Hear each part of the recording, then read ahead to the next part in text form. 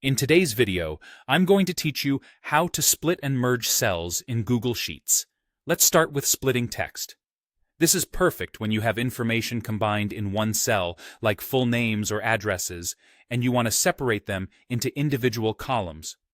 First, open your Google Sheets file and select the cell, a group of cells, or an entire column that you want to split.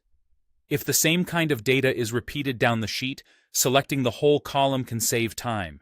Just be sure there's empty space to the right of your selection, because the split results will spill into adjacent columns.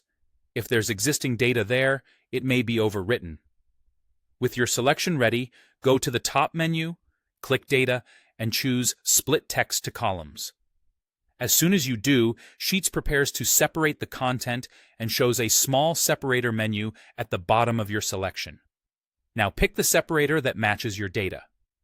If the pieces are separated by spaces, choose space. If they're separated by commas, choose comma. You can also use custom and type a character, like a dash or a vertical bar, when your data uses something unique. If you're not sure which separator is right, try one, and if the result isn't what you expected, press undo and try another option. When you pick the correct separator, your single column neatly expands into multiple columns, each holding a clean piece of the original text. Now let's combine cells. This is helpful when you want a single, larger cell for a header or a label spanning multiple columns. Start by highlighting the range you want to merge. This could be cells across a row, down a column, or a rectangular block. Keep in mind that merging creates one big cell out of everything you've selected.